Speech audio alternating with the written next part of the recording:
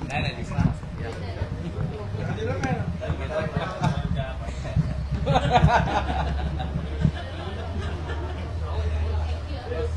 बाईटचा वेळ आहे सर. बाईटचा वेळ आहे 1:30 वाजला. अरे ना काय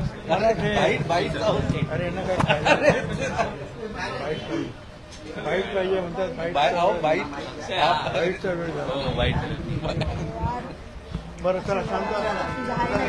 एक बूम आहे. बोला काय पाहिजे. अरे बोल. सर आज ओबीसी सर नाही आज प्रकाश अण्णा शेंडगे यांच्या नेतृत्वात त्यांनी ओबीसी राजकीय पर्यायाची घोषणा केलेली आहे आणि या सगळ्या संदर्भात तुमचं मार्गदर्शन घेतलेलं आहे. एक ओबीसी नेता म्हणून ओबीसींच्या राजकीय भूमिकेचं तुम्ही स्वागत कराल का? असं आहे की तूर्त आज माझ्याकडे ते आले होते. काल त्यांची काही मिटिंग झाली जनमोर्चाचं, त्याच्यामध्ये त्यांनी काही ठरवलं. तर ते काही मला माहीत नव्हतं ते काय कशासाठी मिटिंग आहे काय, मला त्याची काही कल्पना नव्हती. आणि त्यांनी ते काल जाहीर केलं असं त्यांनी मला सांगितलं. तर म्हटलं ठीक आहे, आता तुम्ही जाहीर केलं आहे तर बघा काय होतंय ते. माझी भूमिका अशी स्वतःची तरी अशी आहे आज की आज सगळ्यांनी मिळून जे आहे जास्तीत जास्त फोकस जो माझा राहणार आहे तो हे ओबीसीचं आरक्षण कसं वाचवायचं, कोर्टातून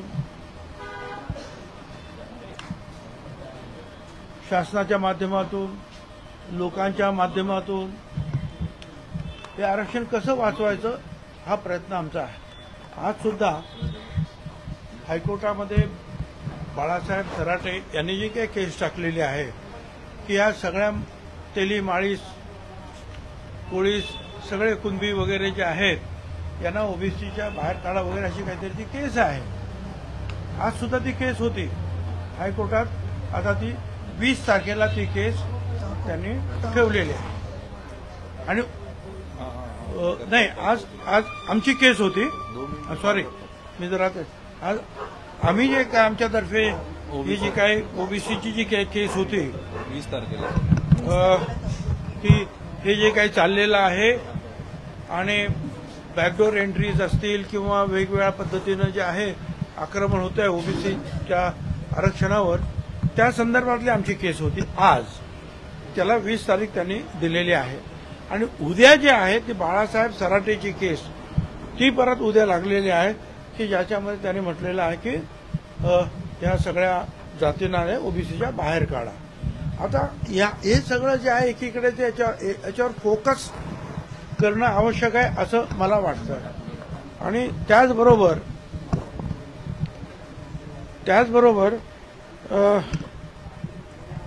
आम्ही ज्या रॅलीज घेतो त्याच्यामध्ये सर्व पक्षाचे लोक असतात. बीजेपीचे पण आमदार असतात, काँग्रेसचे सुद्धा माझे आमदार किंवा इतर मुख्य असतात, उद्धव बाळासाहेब ठाकरे पक्षाचे सुद्धा लोक असतात. हे सगळे लोक जे आहेत आज एकत्रित सर्व पक्षातले ओबीसीचे लोक जे आहेत एकत्रित जे आहेत या सगळ्या बाबतीमध्ये आरक्षण वाचवण्यासाठी आमच्याबरोबर येत आहेत, रॅलीमध्ये बोलत आहेत, सहभागी होत आहेत. आणि मग अशा वेळेला जर आम्ही नवीन पार्टीचा जर काही विचार केला तर ही सगळी मंडळी जी आहेत हे काय करणार मग. त्याच्यामुळे जे आहे कदाचित जे आहेत वेगवेगळे जे आहेत मतप्रवाह आणखीन वेगवेगळ्या पद्धतीनं व्हायला सुरुवात होईल. आणि आज जे ओबीसी जे आहेत सगळे एकत्र येत आहेत तिथे कुठे खंड पडेल का याचा सुद्धा विचार करायला हवा. त्यामुळे आज मी स्पष्ट सांगू इच्छितो, आज आमचा संपूर्णपणे आमचा फोकस, माझा फोकस सर्व पक्षांचे सहकार्य घेऊन सरकारमध्ये सुद्धा पक्षाच्या मध्ये जे ओबीसी असतील किंवा आमची बाजू मांडणारे लोक असतील त्या सगळ्यांचं सहकार्य घेऊन हे ओबीसीवरचं आक्रमण थांबवणं याला जास्तीत जास्त जे आहे आपण त्याच्यावर लक्ष दिलं पाहिजे, थ्रस्ट दिला पाहिजे, फोकस त्या विषयावर करायला पाहिजे अशी माझी भावना आहे. बाकी लोकशाही आहे, मग ते कुणाला काय करायचं आहे कुणाला काय करायचं त्याला मी काही विरोध करू शकत नाही. आपण ओबीसीचं नव्या पक्षाला तुमचा विरोध आहे का? मी सांगितलं ना लोकशाही आहे, ज्यांना जे जे काही करायचं आहे ते करू शकतात. परंतु माझं स्वतःचं मत असं आहे की आज जास्तीत जास्त पूर्ण ताकद सर्व पक्षातल्या ओबीसी आमदार असतील, नेते असतील, त्यांची ताकद ओबीसी आरक्षणाच्या बाजूनं उभी करणं गरजेचं आहे. त्यासाठी ह्या सगळे ज्या आमच्याबरोबर अनेक आमदार वगैरे येतात, नेते येतात, त्यांना बरोबर घेऊन आपण लढाई पुढे न्यायची आहे. याच्यावर माझा सगळा थ्रस्ट आहे. पण यामुळे कुठेतरी ओबीसी नेते पुढे नेक्स्ट मोठ्या प्रमाणात विखुरले जाणार. पुढे त्याच्यावर उत्तर दिलं मी सर, आणि मी माझं मत काय ते पण सांगितलं. आपण जर बघितलं तर नाभिक समाजाबाबतचं जे वक्तव्य होतं ज्यावरनं एक थोडंसं त्यावर काय स्पष्टीकरण नाभिक समाजाचे नेते त्यांनी दिलेलं आहे, त्यांनी तुमच्या पाठीशी नेमकं काय घडलं होतं तुमच्याकडनं ऐकायचं. असं आहे की मी ज्या वेळेला भाषणाला उभा राहिलो ते अर्थातच हे आपलं कर्पुरी ठाकूर हे नाभिक समाजाचे होते, त्यांना सुद्धा भारतरत्न वगैरे मिळालं. ह्या सगळ्यांच्या गोष्टींचा उल्लेख झाला आणि नेमका त्याच दिवशी काही तास अगोदर माझ्याकडे एक मेसेज आला होता की एका गावामध्ये एका नाभिक बांधवाने ओबीसीचं पोस्ट केली ओबीसीच्या बाजूने, म्हणून मराठा समाजातले तिथले लोक, त्या गावातले लोक, त्यांनी अशी म्हणजे मेसेजद्वारे दवंडी पिटवली की या माणसाच्या, या नाभिकाच्या दुकानावर कुणीही जायचं नाही केस कापायला, म्हणजे त्याच्यावर बहिष्कार टाकायचा. त्याला नेमकं कोणतं गाव होतं? मला ते तर आठवत नाही, काढावं लागेल. जायचं नाही. तर मी म्हटलं हे असं कसं. उद्या त्या गावच्या सगळ्या लोकांनी ठरवलं, म्हणजे नाभिक समाजाने, की तुम्ही आमच्या अशा बांधवावर जर तुम्ही बहिष्कार टाकला आणि उद्या सगळ्या नाभिक तिथल्या नाभिक समाजाने तुमच्यावर बहिष्कार टाकला, जे मराठा समाजाचे लोक म्हणतात की बहिष्कार, तर मग तुम्ही काय करणार? मग काय एकमेकाची केस कापत बसणार? त्या गावापुरता हा प्रश्न होता आणि नाभिक समाजाची बाजू घेऊन मी बोललो होतो की अशा प्रकारे बहिष्काराची गोष्ट कुणी बोलता कामा नये, त्याचा उलट परिणाम सुद्धा होऊ शकतो. आता सुद्धा जे आहे म्हणजे अनेकांनी जे आहे त्यांचे नाभिक समाजाच्या संघटना लोक त्यांनी माझी बाजू घेऊन मांडलेली आहे, ते आलेले आहे. आता सुद्धा जे आहेत ते दत्तात्रय अनारसे जे आहेत महाराष्ट्र नाभिक महामंडळाचे, त्यांनी सुद्धा तेच सांगितलं की सगळं का मी जे म्हणतोय तेच त्यांनी सांगितलं की गावापुरतं मर्यादित होतं, आमच्या माणसावर बहिष्कार टाकलेला होता आणि तेवढंच ते होतं.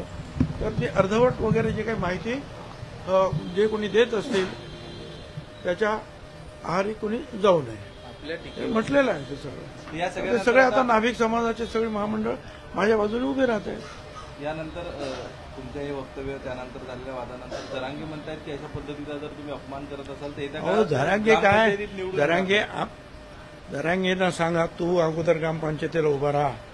छगन भुजबळ या ग्रामपंचायतीने मुंबईच्या महानगरपालिकेत 25 वर्ष निवडून येऊन 2 वेळा महापौर झाला आणि 2 वेळा आमदार सुद्धा झाला आणि त्याच्यानंतर येवलेला सुद्धा 4 वेळा आमदार झाला. तर तू मला सांगण्याची काही गरज नाही ग्रामपंचायतीला वगैरे काय. तू अगोदर उभा राहा नीट. हा उगीच काहीतरी. आणि तो सुद्धा जो आहे धरंगे हा आमच्यामध्ये फूट पाडण्यासाठी कधी म्हणे मी धनगरांची बाजू लढणार आहे, कधी म्हणणार मी नाभिक समाजाची बाजू लढणार आहे. अरे तू तर आमच्या धनगर समाजावर, आमच्या नाभिक समाजावर, त्यांचं सगळ्यांचं आरक्षण जे आहे त्याच्यावर डल्ला मारण्याचं काम तू आणि तुझे सगळे सहकारी करतायत. ते थांबा अगोदर. खूप उपकार होतील आमच्या सगळ्यांवर. तू ओबीसी समाजामध्येच तुझं जे आरक्षण घेण्याचं जे काम चाललंय ते तू मागे घे. ओबीसी समाज तुझे उपकार आम्ही मान्य करू. सर, कालच्या कॅबिनेट बैठकीमध्ये काही चर्चा झाली? काही नाही, या विषयावर चर्चा नाही, काही झाली नाही. काही झाली असेल तर मी बोललो असतो. सर, एक रील व्हायरल होत आहे जे मंत्रालयामध्ये जामिनावर बाहेर असलेल्या गुंडांना मंत्रालयाच्या आवारामध्ये रील केलेला आहे. विरोधकांचं म्हणणं आहे की सामान्यांना मंत्रालयाबाहेर रांगेत उभं राहावं लागतं, प्रतीक्षा करावी लागते, मात्र गुंडांना मात्र मला काय, मी ते ऐकलेलं नाही, मला काही माहिती आहे. सर, नाशिक आणि जिल्ह्याचं गेल्या मला ज्या गोष्टी माहिती आहे त्या प्रश्नाची मी उत्तरं देईन.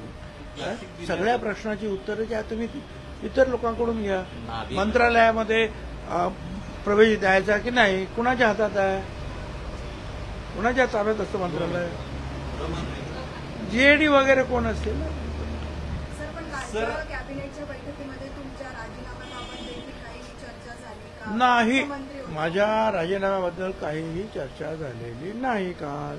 सर आणि झाली असते तर मी नक्की तुम्हाला सांगितलं असतं. नाशिक जिल्ह्याचं आपण आणि त्या सगळ्या पूर्ण उत्तर महाराष्ट्राचं नेतृत्व आले काळापासून करतात. नाही आता तुम्ही म्हणता कधी नाशिक जिल्ह्याचं, कधी उत्तर महाराष्ट्राचं, तसं महाराष्ट्रातच कधी करता अख्ख्या येतं. महाराष्ट्राचं, ते नक्की नारायण कुणाचं राणे असं करतं. म्हटलेत मालेगाव हा मिनी पाकिस्तान आहे.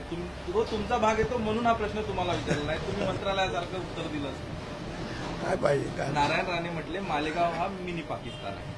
हे अशा पद्धतीच्या वक्तव्याने ठीक. जास्ती तेढ वाढेल असं मी काय ऐकलं नाही ते. मला मी सध्या फक्त माझं नाभिक ओबीसी त्याच्या पलीकडे मला मी काही वाचतही नाही, काय ऐकतही नाही.